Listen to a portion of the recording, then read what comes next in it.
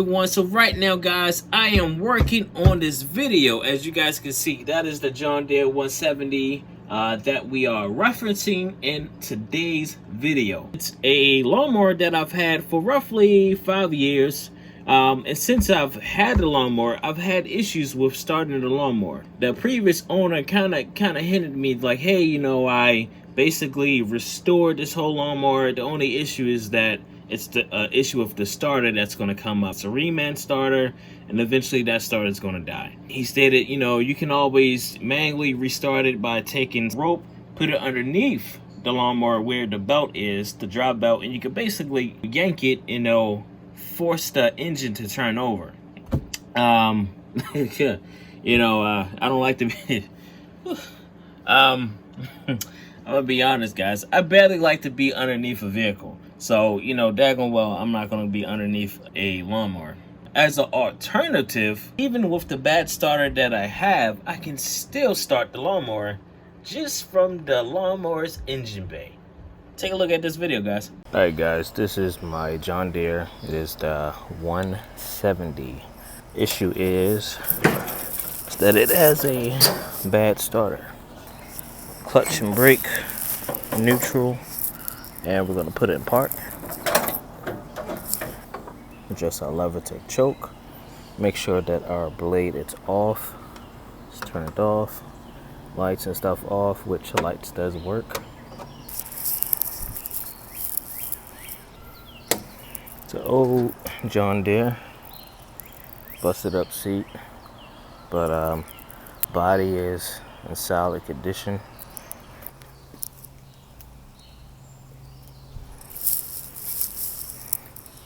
Absolutely beautiful and gorgeous John Deere. Just look at this body. Wonderful. We have brake and clutch down. We have our parking brake on, gear in neutral. And basically, when you put it to start, you should be able to hear and feel the motor engage, but we're not getting anything. Pop this hood, and I'm going to manually turn the engine over. So I'm gonna do like that. I'm gonna push it down and turn it. So I'm gonna crank it over that way, then it's gonna turn back over this way. Now what I'm gonna do is turn the key and manually turn the engine over. All right, this is the key, this is the engine.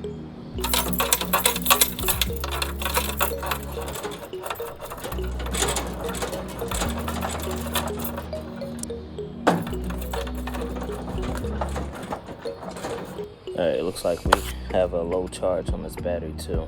Battery's from 2012, so I can either disconnect it, charge it up, or let's check the fuse real quick. The fuse looks good.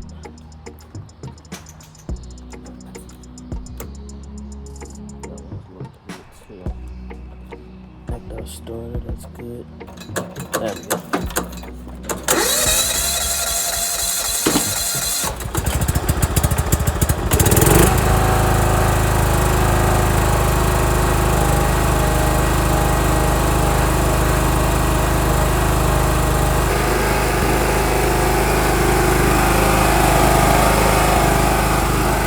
Alright, as you guys can see and hear, she's running.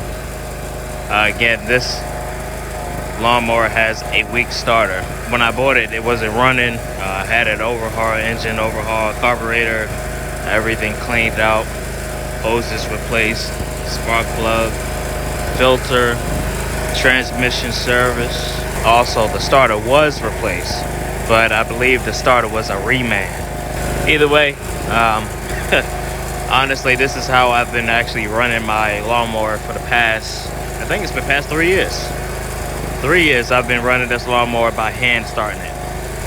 Now once it's started and running, such as if I do my backyard, turn it off, then turn it back on to do my front yard, it'll start back up. It's just that after I think like 30 minutes or an hour or so, it'll come back to that same, you know, weak starter. It doesn't got that much gas in it, so figured that I'll be good just to knock out this craziness back here, clean it up, eventually rebuild the fence and all. But yeah, this old John Deere 170, man, I tell you, she runs, and she runs good, man. Just listen to it.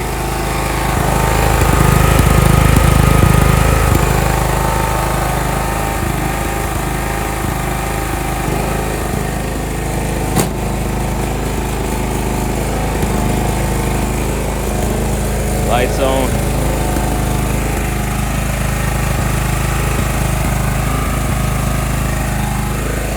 Yeah, buddy. She runs good.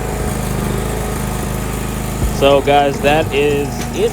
That is how you manually start your John Deere lawnmower, or any lawnmower that you can basically be able to access the top of the cylinder to give it a nice kicking.